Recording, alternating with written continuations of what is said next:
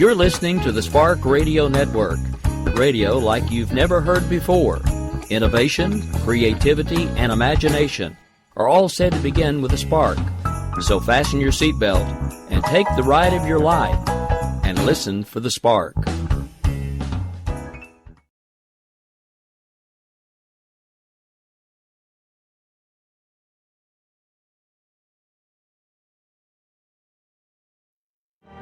Every day, the men and women of the United States Marine Corps stand ready to defend the American way of life.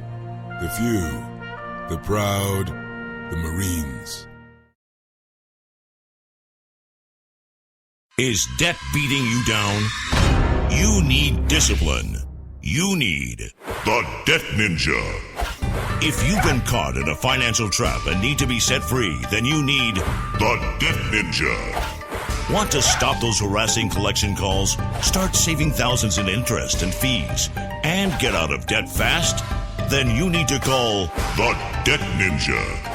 The Debt Ninja will find the best companies across the country that will help you consolidate all your bills into one easy payment, reduce your payments by 30 to 50%, and get you out of debt fast. If you have unsecured debt of $10,000 or more, such as credit cards, loans, or medical bills, call the Debt Ninja for a free 15-minute consultation. Call 800-826-1246.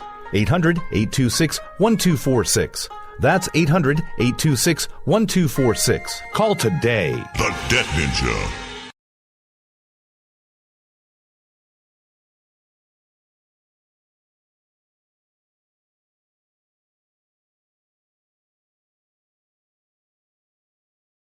For writers and public personalities, it's becoming increasingly important to have an online presence. This normally takes the form of a website and social media. However, things like a cluttered site or broken links can scare potential readers away. It's time to get a health check. Until the 30th of June, Black Wolf Editorial Services is offering a special website health check package. Get a new bio for your site. Have the site navigation and general layout assessed. Get a review of your Twitter activities. Get an objective opinion about your public Facebook page. Find out what works well and what could potentially scare your readers away. And all this for $35. At the end of the day, the face we put online will be the one that most people will see. Let us help you put your best foot forward. Black Wolf Editorial Services, nurturing your writing into maturity. For full details and a list of other services, visit us at blackwolfeditorial.com.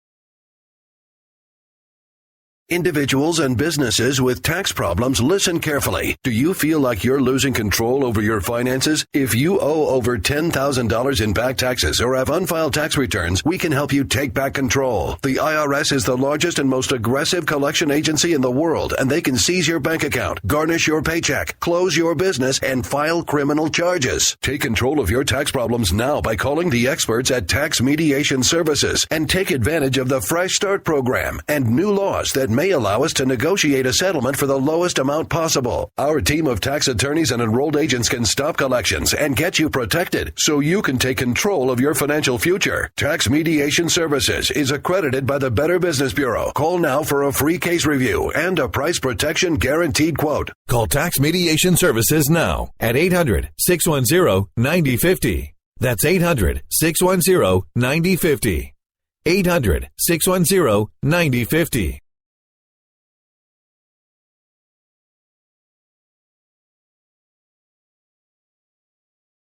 The internet will never be the same.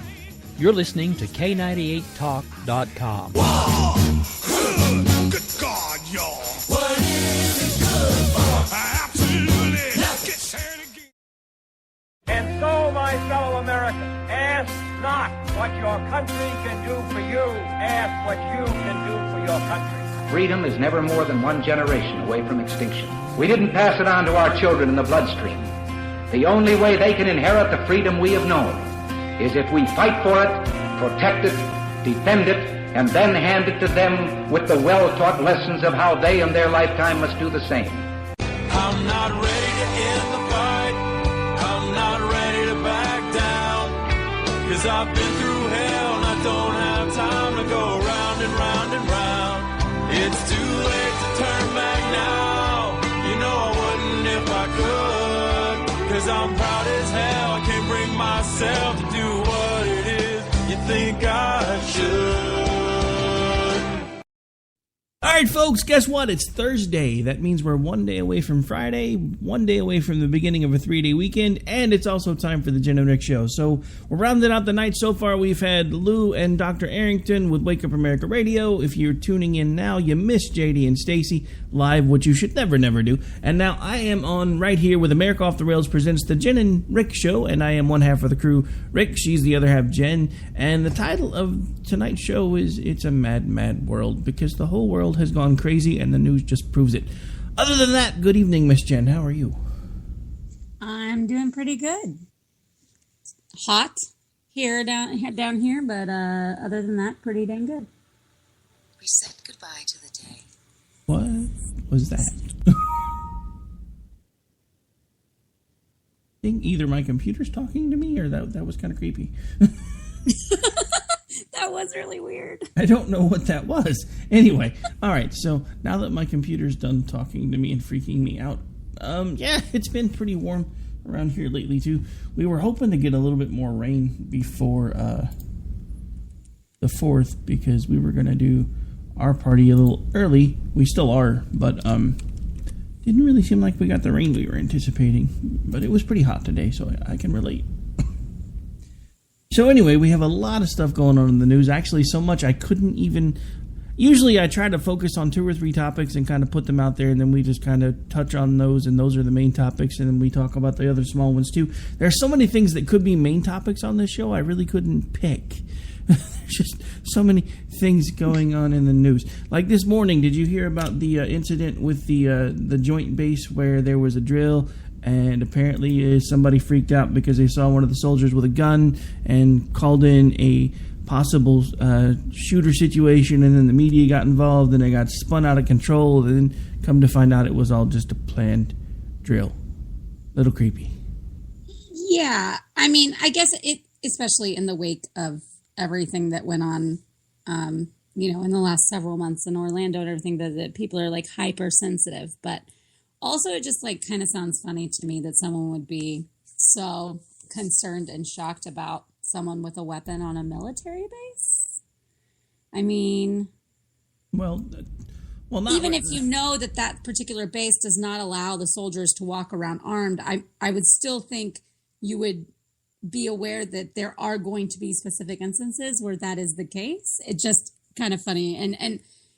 Of course, the way the media immediately picks it up and is like, active shooter, when they had no confirmation that was even close to the case. Yeah, I mean, I think what scares me a little bit more about it is the fact that we live in a world now where apparently weapons on a military base are so scarce that it actually caused a civilian to freak out and start calling, basically, I mean, let's just call it what it is. He basically flipped out, called the cops, and said some dude on this base has a gun. So, right. And even before I knew that it was all a weird situation where it never should have happened, my first thought, and this is going to sound weird to a lot of folks, but I'm just going to go ahead and say what I said on Twitter today. Because one of the things that I've said for a long time is I don't understand why our military, the folks that are trained to carry weapons, are precluded and excluded from carrying weapons on their bases. Because especially during times of war, and let's face it, we are technically at war right now. And one of the things that keeps flashing into my head every time I hear about how they won't let military personnel carry weapons on base and et cetera, is the old shows like Star Trek and Star Trek Deep Space Nine and Star Trek The Next Generation. Even in these fictional utopias that the liberal minds have thought up, when they were on a war footing, you saw something change. There were all of a sudden weapons on everybody's hips. They had phaser rifles that started showing up in The Next Generation that they always carried around if they were on a war footing. So even in these fictional utopias, they understand that when you're at war, you have to have a weapon. So why is it such a big deal for the folks that spend their entire adult lives training to use these weapons? Why is it such a big deal that they carry them on the base that they work on? I don't understand it. I don't either. I'm at a loss on that. I just honestly really have never understood it. I mean, you trust these people to take weapons to war, but you don't trust them to carry them on a base. I mean, look at how much differently the active shooter situation that was a legitimate active shooter situation in Fort Hood might have turned out if the military personnel actually had access to their sidearms and their weaponry. Just saying. Yeah, absolutely. We have no way to know, like, how, what could have been deterred, and people that could have been saved. And like you said, like, they're trained for this. So it does seem a little silly, especially now looking back on Fort Hood and that most of Texas is open carry. It's kind of like, wait a second. So, Billy Bob down the street can have it, but Mr. Super Trained Sniper can't. It's kind of nonsensical. You know why, don't you? It's all about PTSD. No, I'm just playing, but I'm sure that probably... Oh, I'm sure. That probably played into somebody's thinking somewhere. Yeah. We can't have them running around willy-nilly with guns. All of them guys have PTSD. Some of that, and I think also partially like a control factor. Oh, well, this is true. So I guess since we kind of started off with the military, we might as well stay on that one for a second. In the continuation of It's a Mad, Mad World, there has been a declaration from the White House that now transgendered folks can serve openly in the military. Before I play the little bit that I put together about that, I just want to kind of get your take on that, because to me, I'm just not so sure this is a good idea. Yeah, I've been trying to kind of form my thoughts about it, and I haven't quite had enough time, I think, to think about all of the consequences and risks associated. I do know that because they have not been allowed to be openly serving, which is what this is saying now, same way it, 5 years ago we had, you were not openly serving gay either. Didn't mean you weren't in the military, but you weren't openly serving that way. There are estimated about 15,000, like a little over 15,000 transgenders already serving. And considering that we have, including the reserves, have like over 2.1 million, that's a very small percentage of who's actually serving. Doesn't mean there won't be like more people that are now encouraged to that wouldn't have otherwise. But that even seems like a high number to me, that they say that there's like 15,500. And that's coming from the Palms that are out of San Francisco. So it might be slightly biased. They tend to overinflate, I feel like, some of these issues with the LGBT community. But that seems like a lot to me that would already be serving. And of course, if they're serving because it hasn't been open, that means that they would have been serving fully transed. I mean, they've gone through the surgeries. They would be fully trans because of their, physicals and things they have to go through. They would not have been open serve had they not been. So I don't know. It's all kind of weird to me. It's like new territory that I'm not quite sure how I feel about it. What kind of things that could come of it that are negative for the military. I don't know, though. As soon as I heard the news story, I kept thinking, and JD and Stacy already used this, so I'm still using it anyway because it was my idea too. I didn't steal it from them.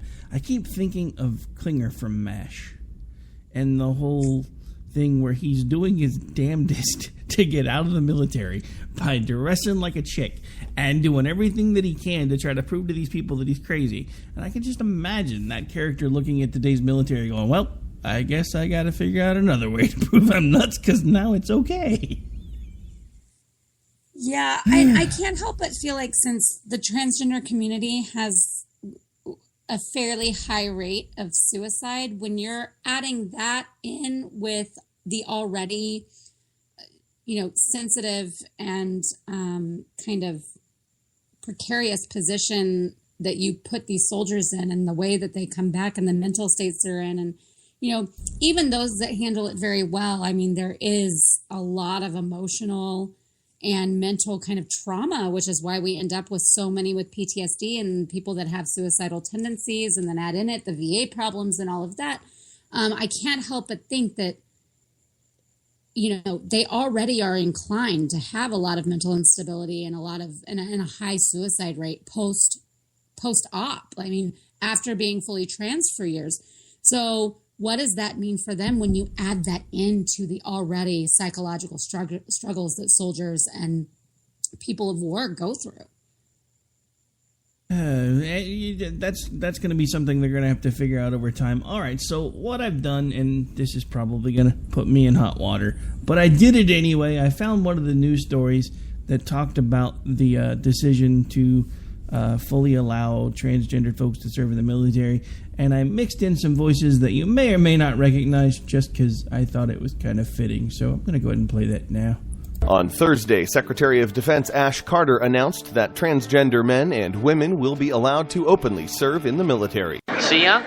It's no wonder I never got a Section 8. There's nothing special about me. Everybody here is crazy. This announcement is the latest move in a series of historic shifts on gender policy for the nation's military. This isn't a hospital! It's an insane asylum, and it's your fault! Because you don't do anything to discourage them! Secretary Carter's announcement requires that all branches of the military be able to accommodate transgender service members within the next year. My God, are you still talking? The Department of Defense says that medical protocols as well as other treatment protocols will have to be updated for the transgender members of the armed forces. Just when I think you've said the stupidest thing ever, you keep talking. I just kind of thought that summed up how I felt about the whole thing pretty nice. Yep, absolutely. I don't know. I mean, I'm an old guy. I get it, but I don't know. I mean, look, it's confusing enough when you spend your whole life feeling like you're trapped and then suddenly you decide you're going to try things the other way. But then to do that while also trying to figure out where you fit in a military scenario, I just don't really think that's a good idea. Only because, just like you mentioned, they already have a really high rate of mental disability. And the thing about that is, and I'm probably going to make somebody mad again here, but think about that for a second. If they're even more depressed after they complete the procedure, when they were the ones that, for the most part, felt like they've always been living in the wrong body. So why did that make things worse? And then again, why would we want them to be in a high-stress situation? I mean, not all jobs in the military are high-stress. I get that. But still, you got to go through boot camp, basic training. You got some guy with onions on his breath yelling in your face. I mean, dude. Even if you end up being a paper pusher, you still have to go through all the other requirements to get there. And in addition, that, like it or not, like, you can't just change the mentality of everybody around you just because you change a policy and just because you say so. So it doesn't matter that the military officials and, somewhere up in the department is saying this is acceptable now, this is what we're going to do. The fact is that it may not be enough, not that they will kind of go after them or something, but I mean, there are going to be, especially men, are going to probably feel uncomfortable and also not trust in the same way. I mean, it just because you make a policy and just because we're saying it's okay and that it gets to be open and that you have to accept it does not mean that everyone that you come in contact with, particularly in a very, alpha type situation that is the military, same thing as we saw with gays and lesbians, that this is not something you can just say and automatically changes people's heads and hearts and the way they feel about fighting with people like that, about having to rely on people that they don't quite understand and they're not used to having to understand. So we can't just wave a magic wand and make everyone view it the same way as we would like to on a nice and neat little written policy form. It's an interesting thing that you bring up, because this is just another way of the left to try to push for what they consider to be equality over freedom. And it's interesting when you really stop and think about it that equality at its base form is the exact opposite of what freedom is meant to be, although it's their base ideal for what freedom should be. Everyone's equal no matter what, and that's not how life is designed to work. That's not how life does work. And it's just another one of those things where now they're basically going to try to artificially bring everybody to the same playing field again, and it doesn't work. I don't care how many times they think they're fixing things. When they do things like this and they artificially do it, it does not work. And all it eventually does is make things even better. I have spoken to people that are actively serving in the military who are openly homosexual, who still, well, openly outside of the military, who still basically, and have told me this, that they wish that Don't Ask, Don't Tell would have never been removed because it's brought in so much more attention than any of them that were actively serving in the military actually wanted for the most part. Right. And there's like a societal pressure now for them to actually come forward and like publicly tell their brothers in arms, like, hey, I'm gay, which they didn't have. They felt like, they couldn't tell them before. And maybe that's felt very restrictive to some people. But like you said, there are a lot of people out there that have said they liked it that way, because they didn't want it to be seen as different, and especially in an organization in a thing like the military where it is so, however sexists want to look at it, it's very macho. And this is the same thing kind of like with girls. I mean, as long as they're not, whenever they started putting women in combat positions, and we've talked about the draft and all of that kind of stuff, as long as we're not reducing the requirements in order to make things equal, then I guess, the very like libertarian in me is like, whatever, who cares? But it's when they start to try to manipulate it and, like you said, like artificially enforce and like push things, that's where I have a real problem. And I think a lot of people that are having to actually live it, that's where they have the problem also.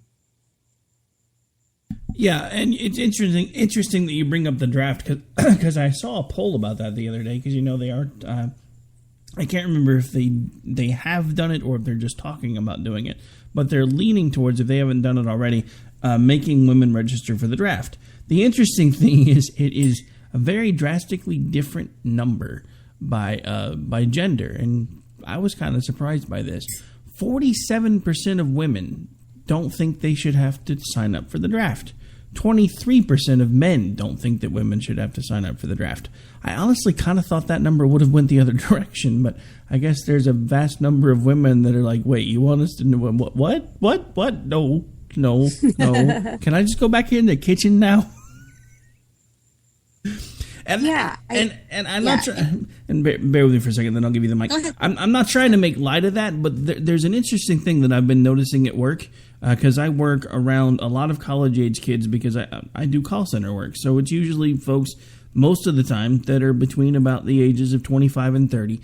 And in that range, a lot of the females that are in the call center industry where I work now, and it's kind of a hybrid between a state agency and a call center, so it's an interesting job anyway. But the majority of those folks tell me all day, every day, if they could afford it, they would rather be home raising children and cooking dinner. And I'm just thinking, what? Well, I think... So we flipped from like society telling women that was their place and that's what they had to do, and be the good wife, be the good mom, have the dinner on the table when he comes home and make sure you wear your lipstick and yada yada yada yada. And don't forget the pearls. Got to wear the pearls. The one who was supposed to entertain correctly and have just uphold this look. And kind of Stepford wife type thing. And we flipped from that to like the opposite extreme, to like where now I'm college educated. I have had a career. I still do contract work and could go back to work if I wanted. I would like to stay home with my children while they're small. And that's my choice. And yet now I'm feeling the societal pressure. Like I'm the one that's not doing something right. I'm not living up to my potential or to my talents or to my education, and how I'm basically like I'm wasting my life when this is my choice and it's something that I absolutely want to do. I also didn't get married and started having kids at 20 or 21. So I did live the adult life in the working world, and I feel like I did a lot of what I wanted to do. So it's interesting how it's kind of flipped. And there are people that want to have it both ways too. So it's just, it's a touchy subject. And I think that women feel like they can't say that like staying home is enough. That is a priority and that is something that fulfills them and makes sense to them. And also I think that our kids benefit from having a college educated mother. So I don't even think that's a good reason to not stay home. It's like, well, I have this degree, I better use it. You can absolutely use it. It's just in a different way. I mean, not being a woman, I don't want to say too much about that. I just thought it was very interesting that there seems to be this paradigm shift in so many different ways where all of the things that our generations and the generations before us were fighting for, now that those things have been achieved, the younger generations are looking back going, maybe that wasn't so bad after all. It just amazes me the way the human mind works. But yeah, it's just one of those things. But like I said, the whole point of the show, because the more you look at the topics that we have today, it just proves over and over again that the world has gone completely crazy. Got a really quick one we can probably squeeze in before we go to break.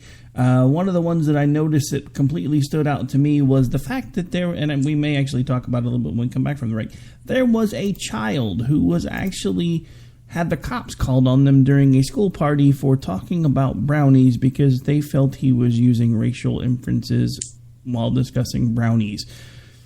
Apparently, this is going on a lot in this particular school district. They've actually made, and this is not to make it sound like the school overreacted. The simple point is they actually met with administrators and teachers and the local police chief and decided this was the action that they wanted to take anytime there was anything that was questionable, whether it could be considered bullying behavior or using racial slurs. The police were to be called and have it investigated just as if it were an actual crime, because in their minds it is. And the simple fact of the matter is this kid was pulled out of a party, talked to by the police. He actually even stayed home from his last day in the 3rd grade because he was traumatized by this. But that's not even the worst part of the story. The worst part of the story is since they have instituted these policies, those officers are in that school district anywhere from 5 to 6 times a day dealing with bogus claims that should and could be being handled by the teachers. Which is crazy. Yes. I mean, first of all, let's talk about wasting resources here. Like, we're talking about kids, not even kids pulling pranks or anything like that, but kids actually going, just saying words, and we're calling the police and doing investigative reports and intimidating these children. This kid was in 3rd grade. He is not some menace to society. And it's so absurd for them to push this far and to go to these lengths to try to, look through and try to find the racism and any sort of incident like that with everything, that they have to report it to the actual police, not some like school head or a district monitor or something, the actual freaking police. It's just really kind of mind-boggling. I don't understand where their heads are at with this. I can tell you where their heads are at, but that's not fit for this show. My question is, what do we do about all those wasted resources? These are police officers that are trained to be out both preventing and doing their best to make sure that if crimes occur, they're in position to be able to apprehend those that are committing the crimes, and yet they are having to go to a school district 5 and 6 times a day for what in any other time of the world would have been considered erroneous reports. But because of this completely PC, political correct BS world that we find ourselves in, I mean, look at the stories that we've talked about so far tonight and tell me that the world has not gone nuts. And why are we wasting money? What are we paying the teachers' salaries for? It's even worse because they're not just involving the police department, but they're also supposed to report every incident to the New Jersey Division of Child Protection and Permanency, which means that they are getting CPS involved in every incident where someone name called. So now these families have to go through this. They have to be investigated and interrogated. And so now you've got kids that probably are in really terrible situation. We've got states that won't take children and place them in proper homes away from drug addicted and all sorts of other dangerous type situations. But hey, your kid might have said a bad word at school or might have called someone something mean that we're going to consider bullying or racist. And so we're going to call child protection on you. It's ludicrous. And it's actually, if I was a taxpayer in New Jersey, I would be completely up in arms. Really glad I'm not a taxpayer in New Jersey, because I know someone who's about to be, and we may actually talk about that in the next couple of weeks when we start doing that show again. But anyway, on that note, folks, we have got to take a break, got to pay some bills. We'll be right back. You are listening to America Off the Rails presents the Jen and Rick Show, and this is our rendition of A Mad, Mad World, because the news stories have made the world look insane. We'll be right back. Time to go round and round and round. It's too late to turn back now.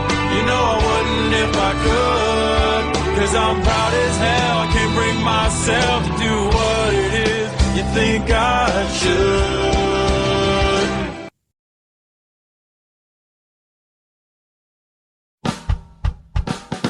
should. You're listening to the Spark Radio Network, radio like you've never heard before. Innovation, creativity, and imagination are all said to begin with a spark. So fasten your seatbelt and take the ride of your life and listen for the spark.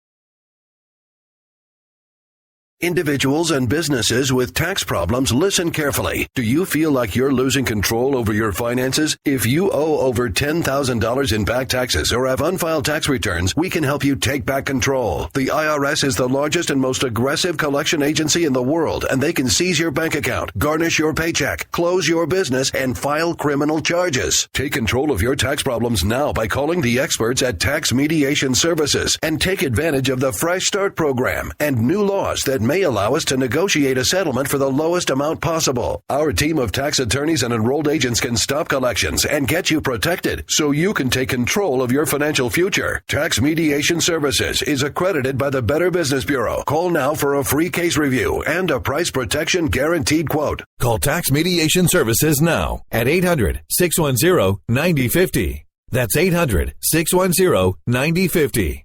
800-610-9050.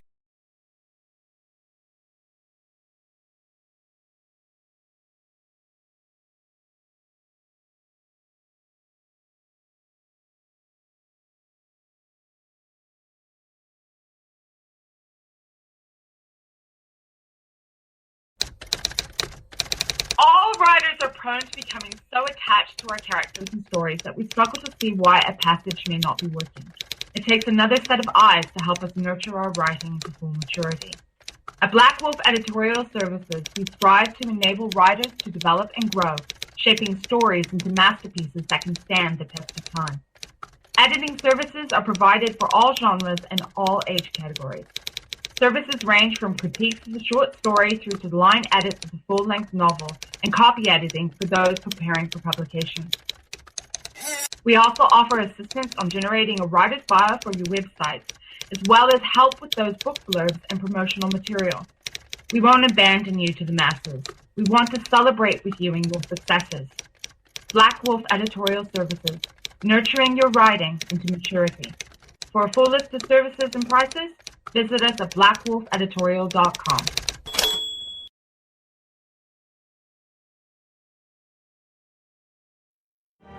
Every day, the men and women of the United States Marine Corps stand ready to defend the American way of life. The few, the proud, the Marines.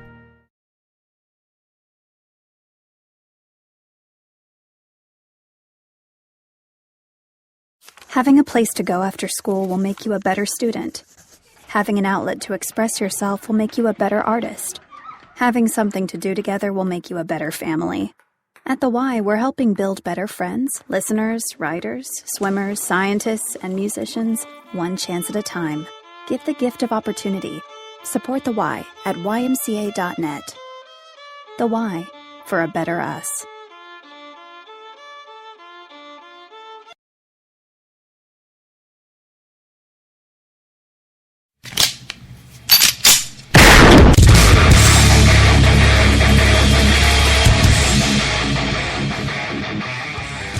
This is Slickery Trigger for Rebel Road Tactical. With proper care and feeding, your pistol will be ready when you need it, there to save your life. Shouldn't your gear be that good? Whether you need a holster for comfortable everyday carry or a tough-as-nails holster for your next training course, Rebel Road Tactical has what you need. Check us out on the web at rebelroadtactical.com.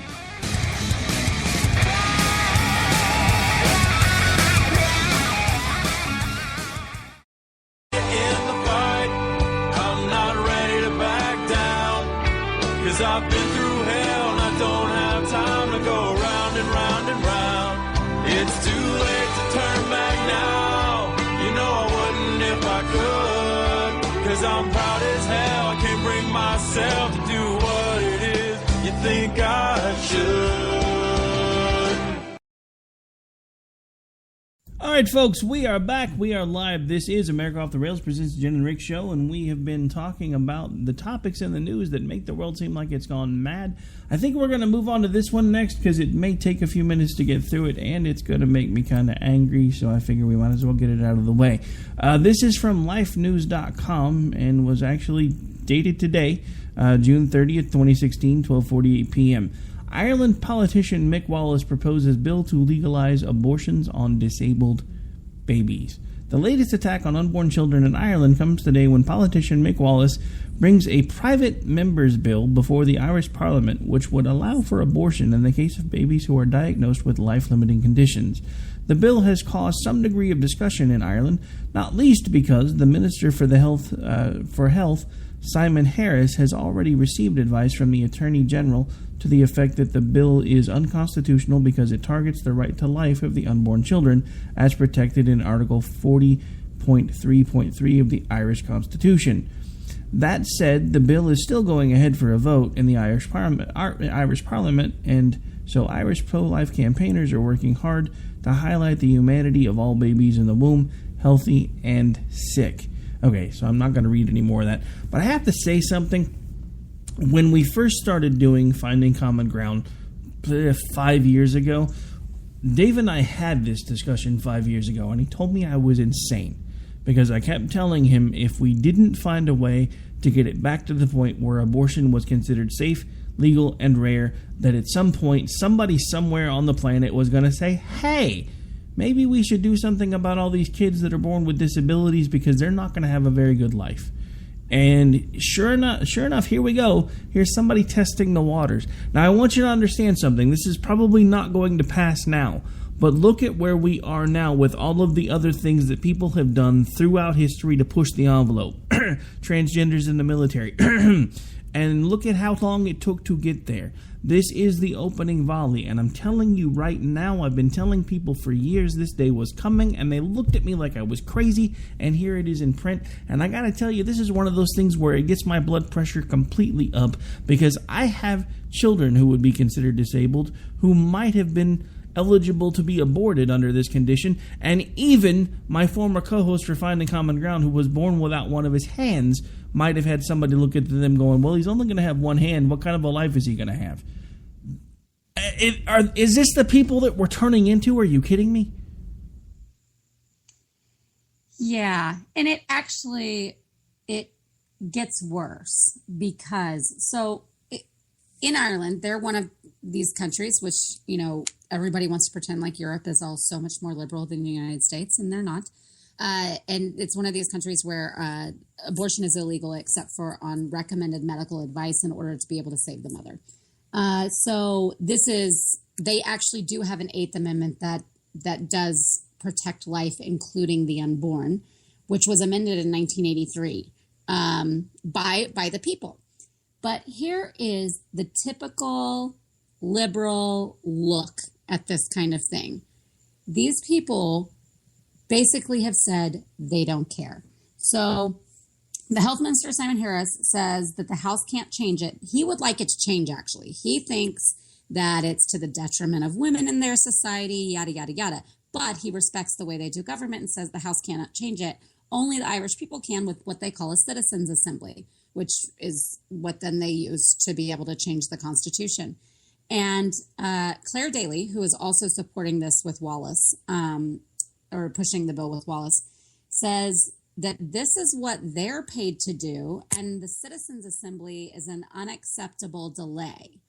Also, another junior minister, John Halligan, says he doesn't know and doesn't care if the bill is unconstitutional. They have a duty to change it. They should change it because they know that women should be allowed to have abortions. So it gets even worse because now we're really looking at the way that liberals of any country apparently look at government, where they say, no, we know better. We were elected here. We can impose at our will, and the government should do this.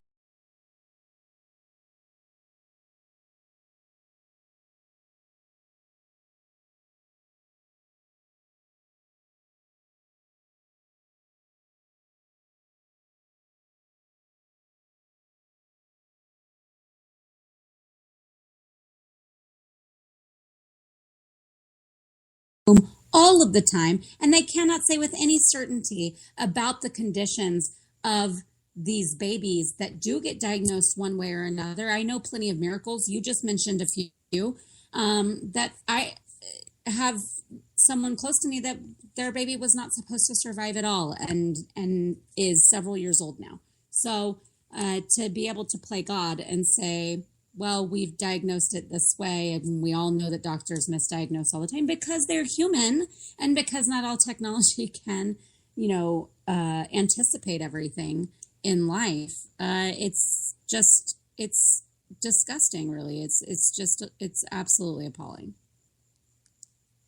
I couldn't have said it any better myself because I was completely appalled when I read the story. And like I said, it's been something that I have had pretty heavily on my heart now for years, and I knew this day was coming, and everybody looked at me like I was crazy. And now that this day is here, I'm telling you, they're just going to keep pushing till it happens. Even if it doesn't happen now, even if it doesn't happen in Ireland, now that somebody's tried to do it, they're just going to keep doing it over and over and over again until they get it to happen. And then at some point, we're going to have these panels looking at these ultrasounds and going, well, look at that, there's a chance that they may have this, and look at this chromosomal panel here, and they're probably going to have this problem and maybe this problem, so maybe you should just terminate them right now and save them pain and suffering.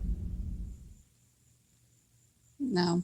And I cannot believe that is honestly where we're coming to. But if you look at the way they were rejoicing over the Supreme Court decision the other day when it came to abortion, and then this story comes out within a couple of days of that, you can't honestly tell me that we are not heading in the wrong direction. I don't care who you are. If you can look at those two stories and the obvious correlation between the two and you don't see a problem, then you need to take a long, hard look in the mirror. Yeah. I just don't know how you can even people that are pro-choice, I don't know how you can begin to justify this in a way where you really are morally okay with just picking and choosing. But it doesn't matter because at this point, like in our country, they don't even need a reason or an excuse. They don't even care if it's disabled or not. They're getting rid of kids left and right. And it's so sad and it's so heartbreaking. And like we talked about on Tuesdays, they have to separate themselves from the morality of it. Otherwise, and the human factor. Otherwise, they would have to admit what it is, a ghoulish procedure that destroys life. All right, so let's move on. Otherwise, I'm going to want to go find a beer. So we've got a couple more things to talk about. I think we're going to...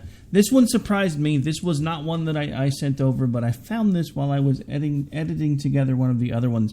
Did you know that Eddie Munster caved? And I'm assuming you know who I mean by Eddie Munster. Paul Ryan. Yes. He caved on what? So you remember that whole sit-in thing? And they were like, we need to have this.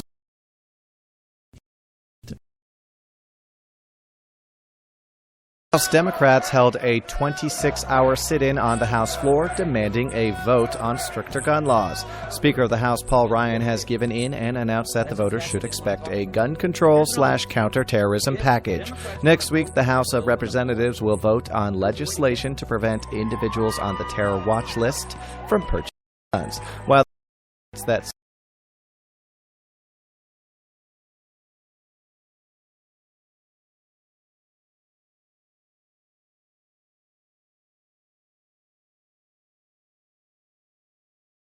to disrupt radicalization and recruitment. So wait. He's mindful of how this is common sense in this day and age, but how it can also impact the Second Amendment and due process. How can you be mindful of both and still screw over the American people? I'm confused. I mean, you can't. That's the bottom line. I listened to that today because I found that when I was putting together the bit for MASH. It was actually from the same source. And when I was finishing recording that, I forgot to shut down the feed, and all of a sudden I heard Paul Ryan Caves, and I'm like, Caves on what? And I went back and listened, and I'm like, are you kidding me? Are you kidding me? That I just there is absolutely no difference anymore between the Republican and the Democratic parties.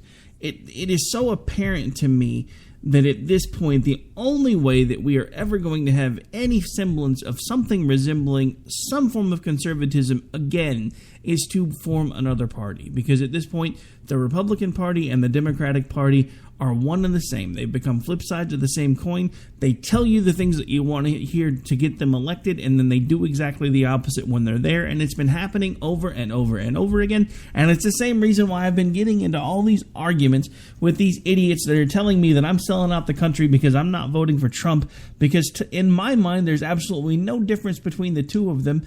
And this proves it, that it's not just at the head of it, it's both parties. They both want the same things. They're both doing the same things. They're both just giving lip service to the people that they know are going to vote for them if they just say the right things. And it's really becoming so, they don't even hide it anymore. They used to at least try to hide it. Now they're just blatantly like, yeah, whatever, dude. This is what we tell you. This is what we're going to do. Suck it. You're stuck with it.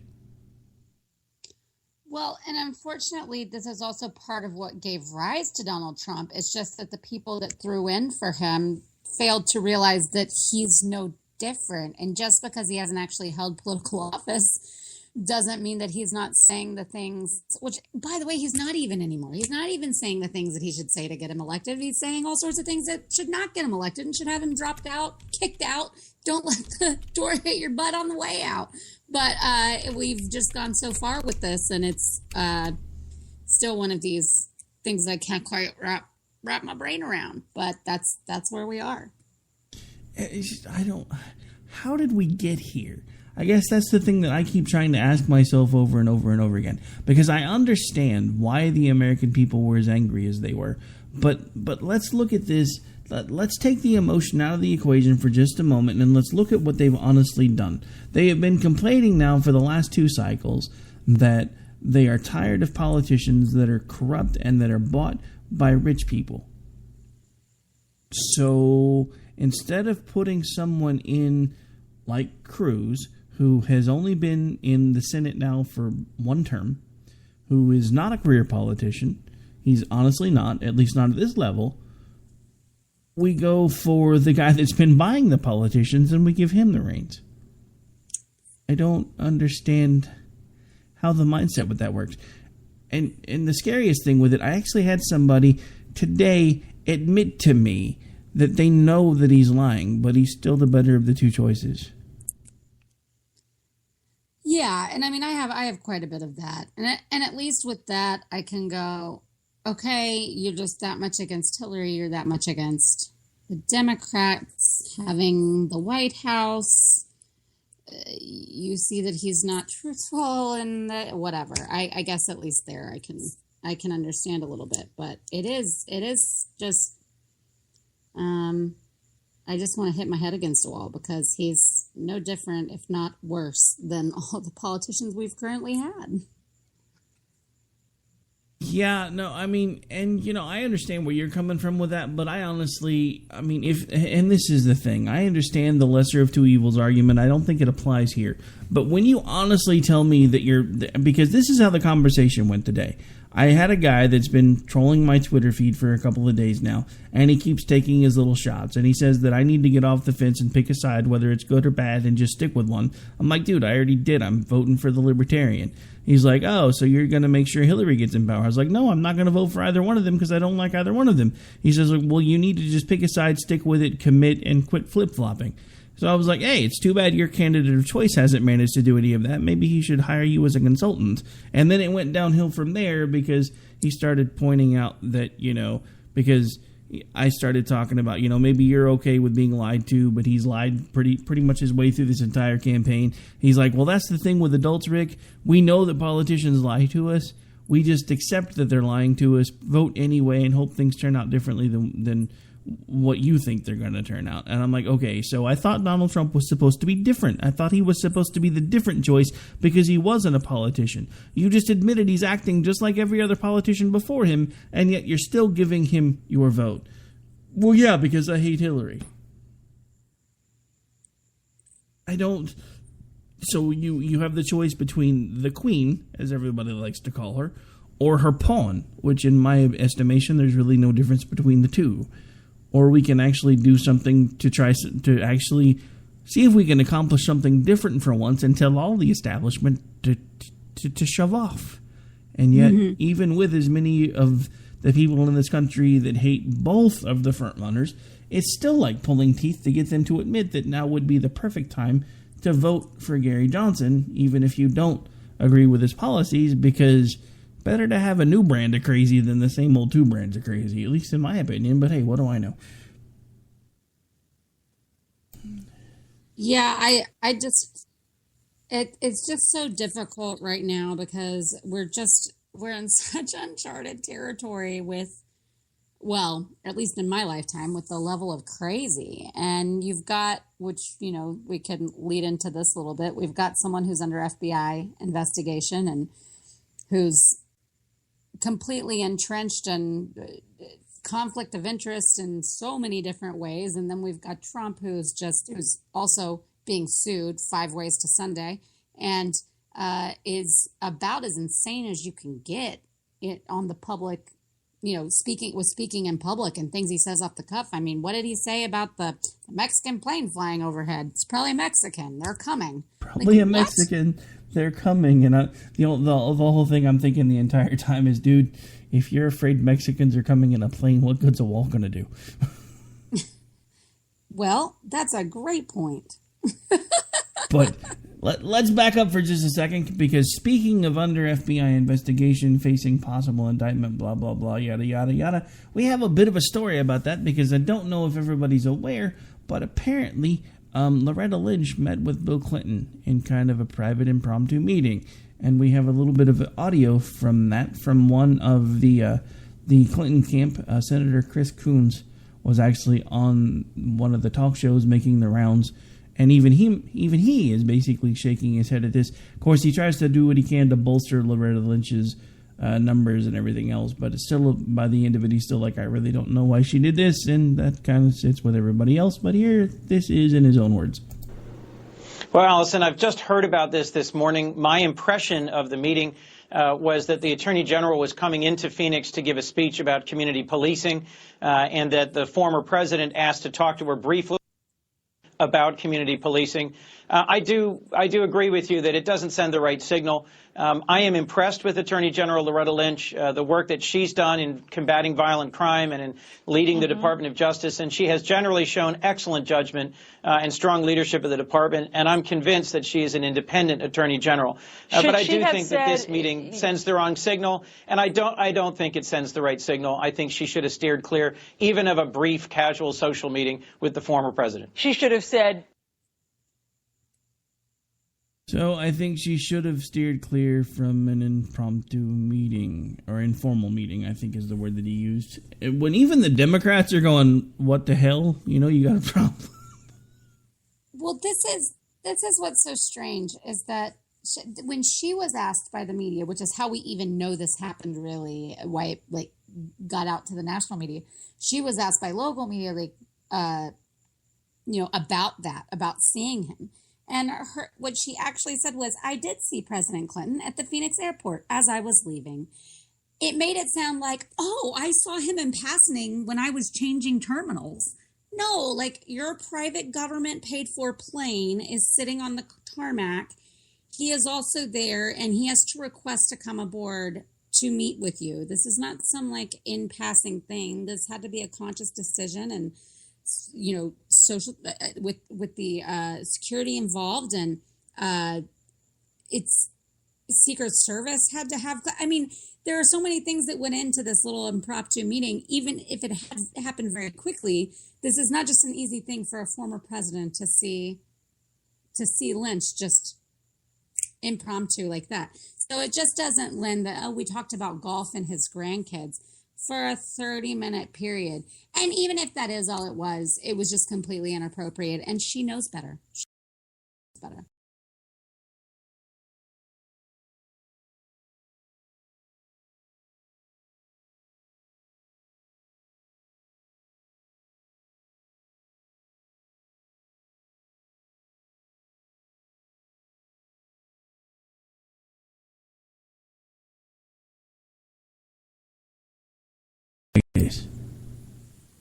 If I can actually get it to ever start playing.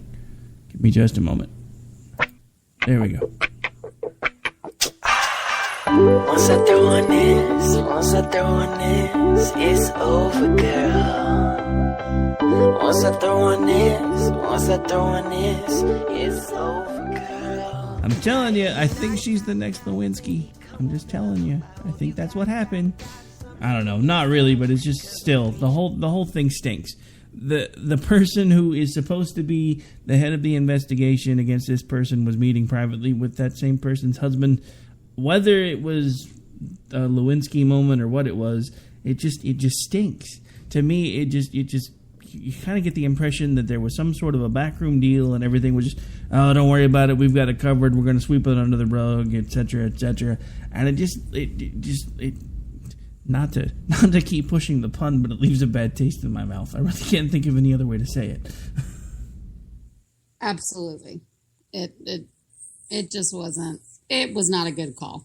It was not a good call, and both of them know that it should never have happened. And as much as I don't think we can keep them from meeting in secret, that was very public. So maybe they are telling the truth, but either way, it wasn't a good thing.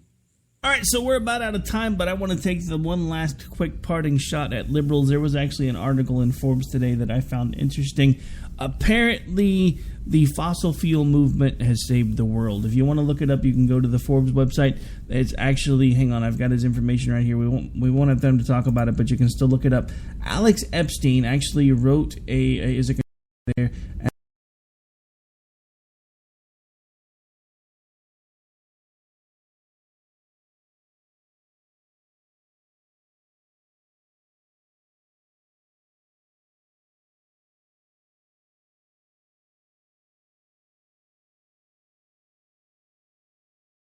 Of the modern world, good and bad, clean and dirty, what would they think about our environment?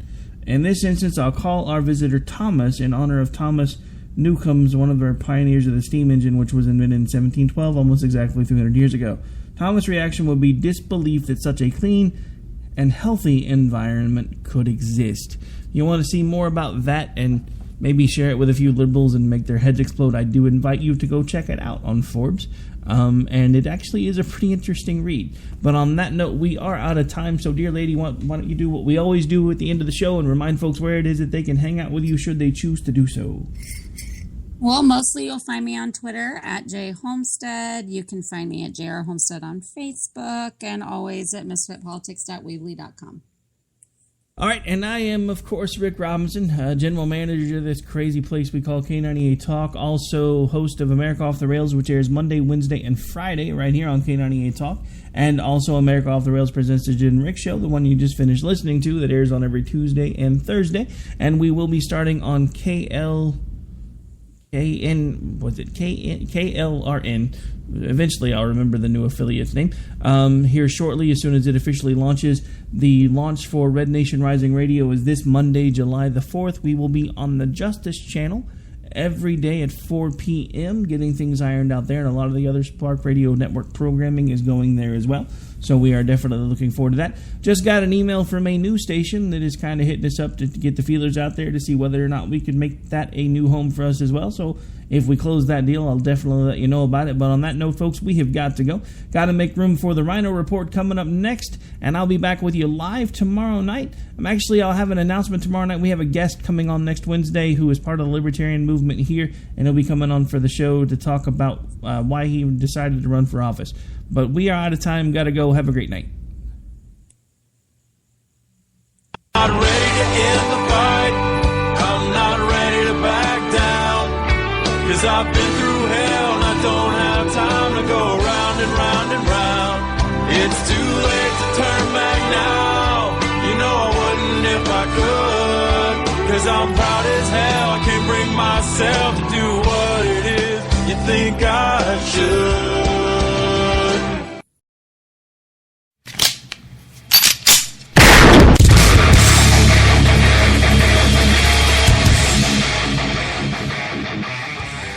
This is Slickery Trigger for Rebel Road Tactical. With proper care and feeding, your pistol will be ready when you need it, there to save your life. Shouldn't your gear be that good? Whether you need a holster for comfortable everyday carry or a tough-as-nails holster for your next training course, Rebel Road Tactical has what you need. Check us out on the web at rebelroadtactical.com.